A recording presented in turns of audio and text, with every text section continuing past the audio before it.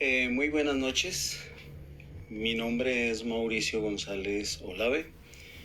Pertenezco al curso 51-189 de la materia de Fundamentos de la Administración. Para hoy vamos a tratar acerca del enfoque sistemático de la administración. Contamos con unos objetivos o puntos a tratar que vamos a explicar de la siguiente manera. El primero de ellos nos lleva a un análisis o introducción a las etapas de la administración. El segundo nos da una definición de estas etapas. La tercera nos conduce a las eras que se han aplicado desde sus comienzos hasta la actualidad, al igual que su aplicabilidad, desarrollando o direccionándonos a qué es un enfoque sistemático en la administración. Y al final, o para cerrar, tendremos una breve conclusión.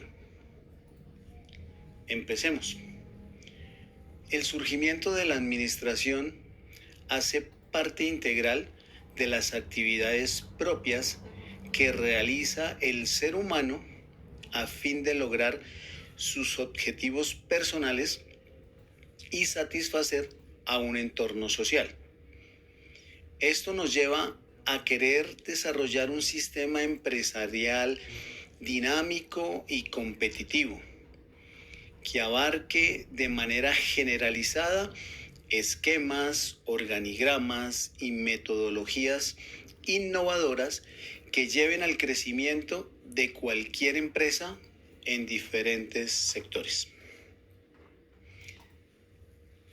Las etapas de la administración las practicaban en China alrededor del año 1100, cuando empleaban la planificación, la organización, el liderazgo y el control.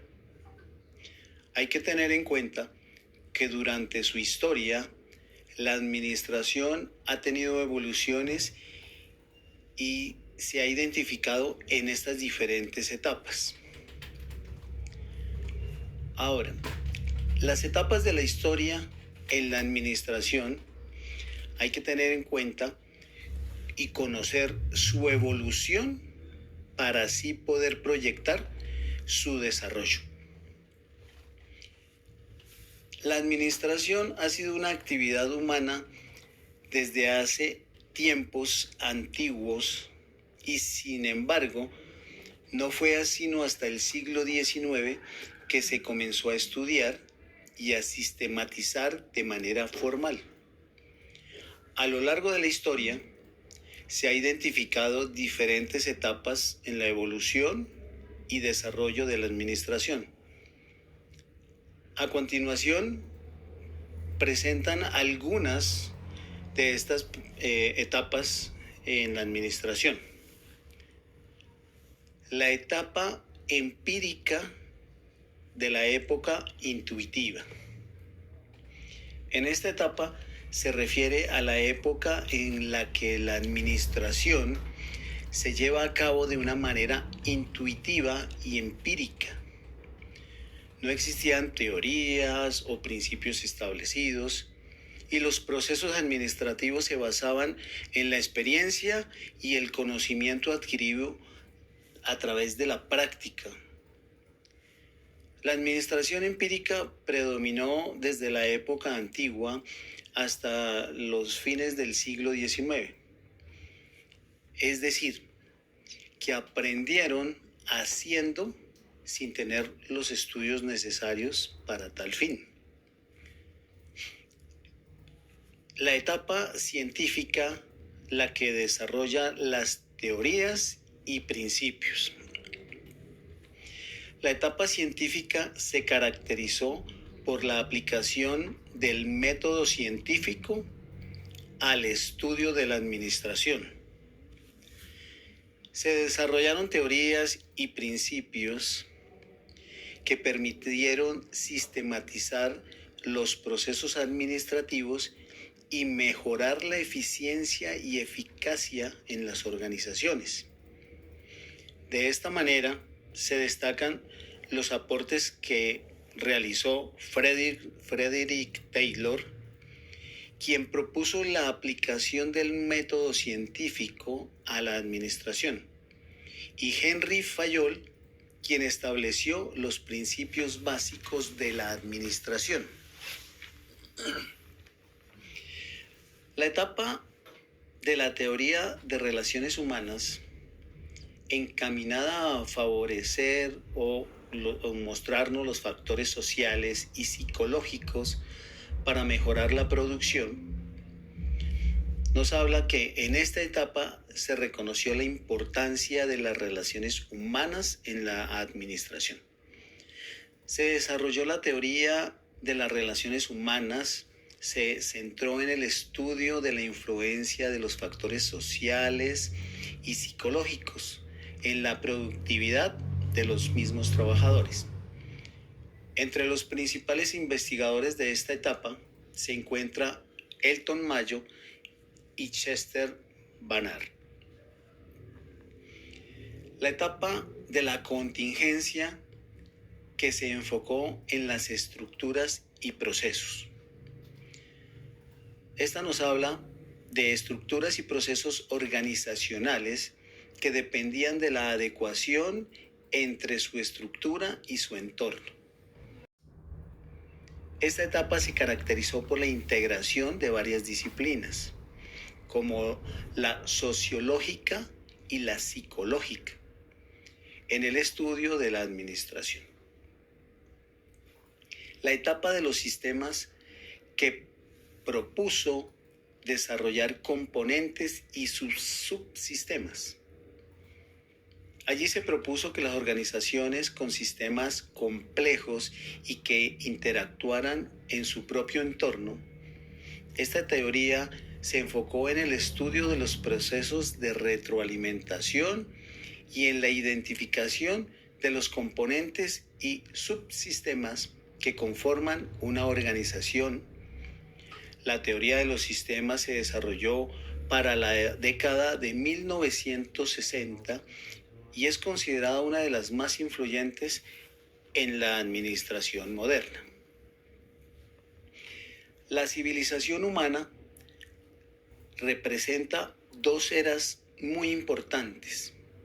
La era de la máquina, que se basa en la autonomía absoluta y herméticamente cerrada, y la sistematización, que viene desde los finales del siglo XIX, donde se aplica la recuperación y permite ordenar elementos, pasos, etapas para un proceso.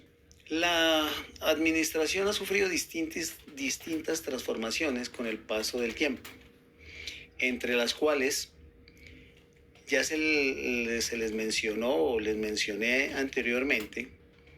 Se destacan las dos más grandes, que es la mecánica y la de sistemas. Hablemos de la mecánica. Se basa en los principios del análisis, la descomposición y el estudio de cada una de las partes a fin de comprender un todo. La era de los sistemas, la cual se centra en el estudio de un todo al examinar la interacción y la sinergia de cada uno de estos elementos que la conforman. Este concepto de conocimiento histórico establece la base fundamental de la actual ideología y metodología que maneja la administración. Ahora bien, tratemos acerca del enfoque sistemático, elemento que integra todos los componentes que requiere la administración para mejorar sus procesos y evolucionar con cambios de la época que se requieren cumplir con sus necesidades para crecer de manera global. Un ejemplo, La reparación de un barco. En este elemento tenemos un barco que es una máquina que se desempeña correctamente ya que es nueva, fue adquirida hace poco, pero como toda máquina puede presentar daño en sus partes, las cuales cumplen una función eficaz.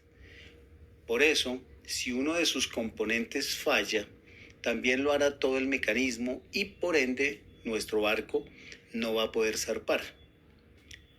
Para repararlo es necesario analizar las conexiones y los elementos o repuestos que que se necesitan y conocer la verdadera causa de esta falla.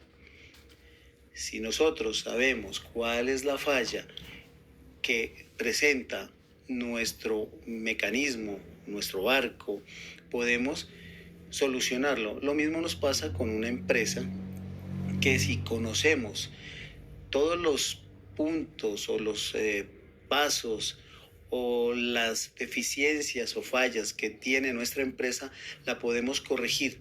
Fallas va a tener, pero de nosotros depende corregirlas y mejorarlas.